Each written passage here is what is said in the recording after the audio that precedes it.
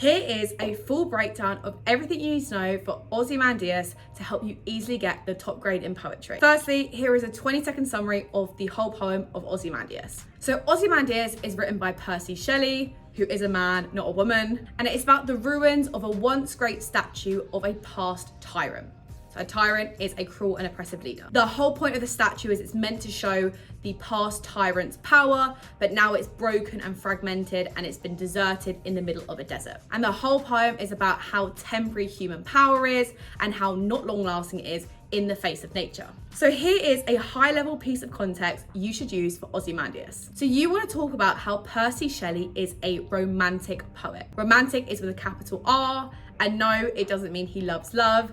It means that they are anti-establishment. So anti-establishment is against the church, against the government, but they believe that like nature is sublime. So nature is awe-inspiring and that we shouldn't be following government conventions as they are restrictive and oppressive. So just remember, Shelley is a romantic poet, capital R, anti-establishment. Here is some grade 9 analysis for the key Ozymandias quote, "Look on my work, ye mighty and despair." So the first technique we're gonna look at is irony. So the reason why this is ironic, Ozymandias commands others to despair at his accomplishments, expecting that this work, so this statue, would be an everlasting symbol of power. However, these works, i.e. this statue, are merely just ruins in an empty desert.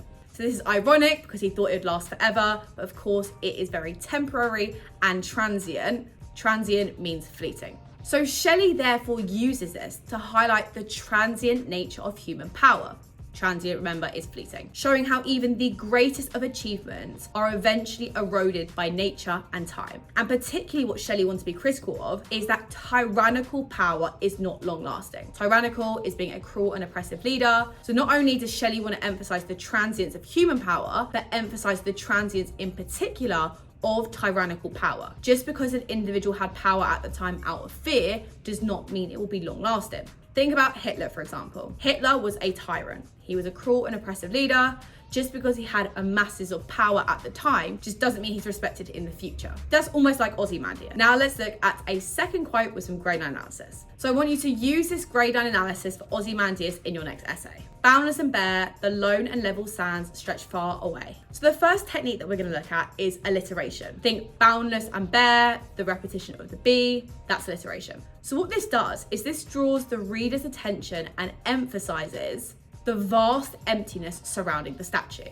So this repeated sound actually emphasizes how desolate, so how empty and expansive the desert is surrounding this broken statue, which then creates this really stark contrast with the supposed grand statue of Ozymandias. Again, emphasizing the transience of human power and in particular the transience of tyrannical power. The second technique we can look at is the imagery. So the imagery of lone and level sands again emphasizes this desolate emptiness. It almost paints a picture of this vast, so this huge natural world that is indifferent to human accomplishments and has erased all traces of this. Because think, Ozymandias' long-lasting legacy is only immortalized, so kind of made to last forever, through this statue. And if this statue is broken, then that therefore shows that his long-lasting power is broken too. So what this does, this imagery encapsulates the insignificance of human endeavors in the face of time and nature. So endeavors, like things we do. Because think, we're on this planet for maybe like 80 years. The planet is billions of years old. And for Ozymandias, this statue represents this sempiternal power. Sempiternal means everlasting, when of course, this is almost a mockery of we as humans and our belief about our power. Because we just think, it's just our lives. We think that this is everything. But really, in hundreds and hundreds of years of time, no one's gonna even know who we are.